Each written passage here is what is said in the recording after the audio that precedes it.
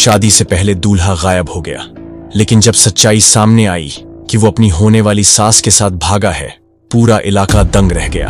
आखिर ऐसा क्या हुआ 5 दिनों में कि मां जैसी सास पत्नी जैसी बन गई? सोचिए, शादी में सिर्फ 1 महीना बचा हो, घर में हलचल हो, तैयारियां चल रही हों, और तभी एक खबर सब कुछ पलट दे। दूल्हा बीमार है, सास मिलने जाती है, और फिर वही सास दूल्हे के साथ 5 दिन एक ही बिस्तर पर बिताती है। शादी के सिर्फ 9 दिन पहले दोनों घर से लापता हो जाते हैं। हैरानी की बात यह नहीं कि वो भागे, हैरानी की बात यह है कौन किसके साथ भागा।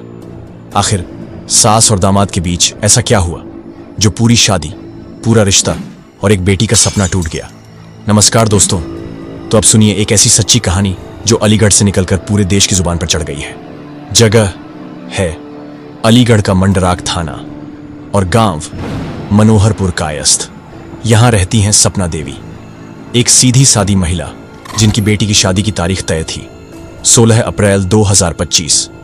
अब शादी में सिर्फ 9 दिन बचे थे। घर में भाग दौड़, तैयारियां, रिश्तेदारों की आवाजाही, सब कुछ चल रहा था।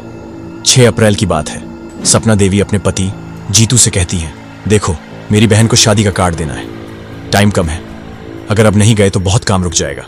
जीतू चुपचाप निकल पड़ता है, बहन के घर जाकर कार्ड थमाता है और आसपास भी कुछ कार्ड बांटकर लौट आता है। शाम ढल चुकी थी। करीब 8:30 बजे जीतू ने अपनी बेटी शिवानी से पूछा, बेटा तुम्हारी मां नजर नहीं आ रही, कहां है? शिवानी ने जवाब दिया, पापा मम्मी तो शाम 4:30 बजे घर से निकली थी, कह रही थी बाजार जा रही हूं, थोड़ी देर में आ जाऊंगी। अब जीतू को थोड़ी बेचैनी होने लगी। उसने फौरन सपना को फोन लगाया। उधर से जवाब आया, बस अभी पहुंच रही हूं। लेकिन 1 बार, 2 बार, 3 बार, पूरा 1 घंटा बीत गया और हर बार वही जवाब, बस आ रही हूं, रास्ते में हूं, थोड़ी देर और फिर फोन स्विच ऑफ। कम्युनिकेशन पूरी तरह कट गया। अब जीतू को शक यकीन में बदलने लगा था। सपना बाजार नहीं गई थी, वो कहीं और थी और शायद किसी के साथ थी। जीतू ने जैसे तैसे खुद को संभाला और फोन मिलाया अपने होने वाले दामाद राहुल को। सीधा पूछा, सपना मेरे साथ नहीं है, लेकिन मुझे पता है वो तुम्हारे साथ है, मेरी उससे बात कराओ। राहुल ने पहले तो साफ इनकार कर दिया, नहीं ससुर जी, वो मेरे पास नहीं है। लेकिन जब जीतू ने बार बार कहा, गिड़गिड़ाया, तो राहुल का जवाब पूरी कहानी पलट देता है। राहुल बोला, अब ये सब छोड़ दीजिए, सपना अब आपके साथ नहीं रहना चाहती। 18 साल से आपने जो उसके साथ किया वो सब अब बहुत हो गया। अब मैं उसका ख्याल रखूंगा, अब वो मेरे साथ है और मैं उसे कभी कोई तकलीफ नहीं होने दूंगा। यह सुनते ही जीतू के पैरों तले जमीन खिसक गई। दामाद जिसकी शादी उसकी बेटी से होनी थी, अब उसकी बीवी के साथ रहने की बात कर रहा था। और जैसे ही रात के करीब 10:30 बजे का वक्त आया, राहुल का फोन स्विच ऑन ऑफ, संपर्क टूट गया और जीतू अकेला रह गया एक अधूरी बात और 1000 सवालों के साथ। पूरी रात दरवाजे पर टकटकी लगाए बैठा रहा। उसे लग रहा था सपना लौट आएगी। शायद ये सब कोई गलतफहमी हो, लेकिन सुबह तक सपना नहीं लौटी। थकाहारा जीतू अब अपने रिश्तेदारों से बात करता है, पड़ोसियों से पूछता है और फिर घर की अलमारियां खोलता है। 3.5 लाख की नकदी गायब थी, साथ में करीब 5 लाख रुपए के गहने भी नहीं थे। अब तक 2 चीजें साफ हो चुकी थीं। 1, सपना देवी घर छोड़ चुकी थी और 2, घर की अलमारी से 3.5 लाख रुपए की नकदी और 5 लाख रुपए के गहने भी गायब थे। जीतू अब पूरी तरह टूट चुका था। परेशानी उसके चेहरे पर साफ झलक रही थी। उसे अब बस एक ही उम्मीद थी, पुलिस। वो अपने कुछ जानकारों को साथ लेकर पहुंचता है मंडराक थाना। थाने में जाकर पूरी कहानी सुनाता है, एक एक बात साफ साफ बताता है। साहब, ये रिश्ता अक्टूबर 2024 में तय हुआ था। राहुल नाम का लड़का है, उम्र लगभग 20 साल। उसके पिता का नाम है हरीलाल, जो मछरिया नंगला गांव के रहने वाले हैं। थाना दारो, जिला अलीगढ़। हमने अपनी बेटी शिवानी की शादी उसी लड़के से तय की थी। शिवानी सिर्फ 8वीं तक पढ़ी है, सीधी सादी लड़की है। उसे क्या पता था कि जिससे शादी होने जा रही है वो एक दिन उसका सबसे बड़ा दुश्मन बन जाएगा और मां को भी उससे छीन ले जाएगा। जीतू बताता है, जब रिश्ता तय हुआ तब राहुल बेंगलुरु में कपड़ों का काम करता था, फेरी लगाता था, गांव गांव शहर शहर घूमकर कपड़े बेचता था। घर कम आता था, लेकिन जब भी आता मेरी पत्नी और राहुल घंटों फोन पर बातें करते थे। शुरू में सोचा सास दामाद हैं, बात करते होंगे, लेकिन फिर लगा कुछ ठीक नहीं। दिन के 14-15 घंटे बात करना, क्या ये नॉर्मल है? जीतू की शक की सुई अब यकीन में बदल चुकी थी। साहब, मेरी पत्नी अब कहती है 18 साल तुमने मुझे सिर्फ तकलीफ दी, अब मैं राहुल के साथ रहूंगी। राहुल कहता है मैं सपना का ख्याल रखूंगा। तो फिर मेरी बेटी का क्या? उसका क्या कसूर था? उसकी आंखें भीग जाती हैं। मेरी बेटी रो रो कर बेहाल है। उसकी मां उसके सपनों को रौंद कर चली गई। साहब, मेरी बीवी को ढूंढ के लाइए और जो कुछ वो लेकर गई है वो वापस दिलाइए। अब जीतू के पास सिर्फ सवाल थे और जवाब कहीं नहीं। पुलिस से पूछता है अब मैं क्या करूं, कहां जाऊं, किससे बात करूं? पुलिस वालों ने पूछा इन दोनों की शुरुआत कैसे हुई, कब से बात करने लगे थे? जीतू ने गहरी सांस ली और कहा शुरुआत तो फोन से हुई थी, बस बातें होती थीं, लेकिन सब कुछ बदल गया 1 मार्च 2025 से। उस दिन मैं बेंगलुरु में था, काम में व्यस्त। पत्नी सपना का फोन आया, दामाद जी की तबीयत ठीक नहीं लग रही, मैं जाकर देख आती हूं। मैंने भी कहा ठीक है, सुबह जाओ, शाम को लौट आना। लेकिन न वो 1 तारीख को लौटी, न 2 को, न 3, 4 या 5 को। पूरे 5 दिन सपना देवी अपने दामाद के साथ रही। उस वक्त तो कुछ समझ नहीं आया, लेकिन अब साफ लग रहा है यहीं से दोनों के बीच रिश्ता सिर्फ बातों तक सीमित नहीं रहा, वो शारीरिक रूप से भी एक दूसरे के करीब आ चुके थे। शायद उसी हफ्ते ये मोहब्बत परवान चढ़ गई थी। जीतू की आंखें झुक जाती हैं। अब तो साहब सिर्फ आप ही मदद कर सकते हैं। पुलिस वालों ने कहा ठीक है, आप तहरीर दीजिए। मामला गंभीर था। दोनों के नंबर सर्विलांस पर डाल दिए गए। मोबाइल की कॉल डिटेल रिकॉर्ड्स निकलवाने की प्रक्रिया शुरू हुई और दोनों की लोकेशन ट्रैक करने की कोशिश भी शुरू हो गई। जब पुलिस ने पूछा शादी कब तय थी, तो जीतू ने कहा 16 अप्रैल 2025, हमारे ही गांव में। सारा इंतजाम हो चुका था, टेंट बुक था, हलवाई तय थे, राशन खरीद लिया गया था, कार्ड बंट चुके थे, बस अब लड़की विदा होनी थी। लेकिन कहानी ने करवट ली 25 मार्च को। जीतू जब बेंगलुरु से लौटकर घर आया तो कुछ अजीब नोटिस करने लगा।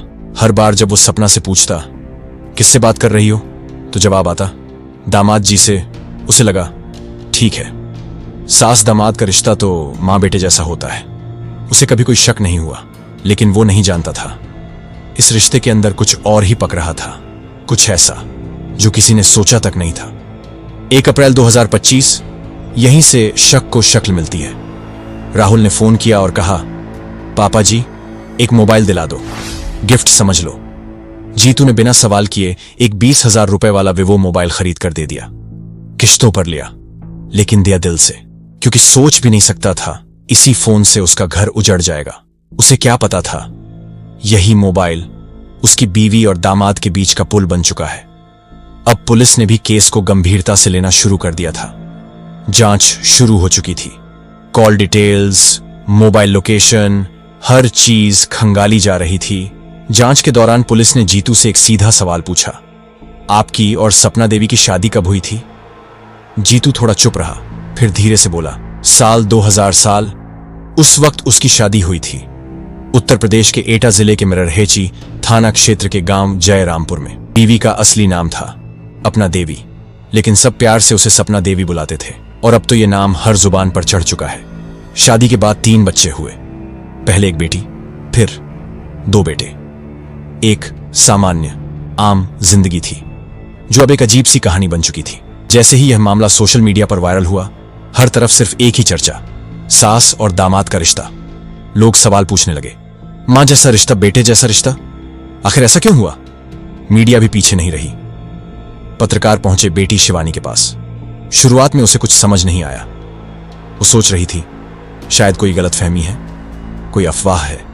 लेकिन जैसे जैसे लोग बातें करने लगे, जैसे जैसे सवाल तीखे होते गए, उसकी हकीकत से मुठभेड़ होने लगी और फिर वो टूटने लगी, बीमार पड़ने लगी। वो खुद से पूछती रही, मेरी मां ने ऐसा क्यों किया? जिस दूल्हे से मेरी शादी होने वाली थी, उसी के साथ वो कैसे चली गई? जब बेटी से पूछा गया, तुम अपनी मां से क्या कहना चाहती हो?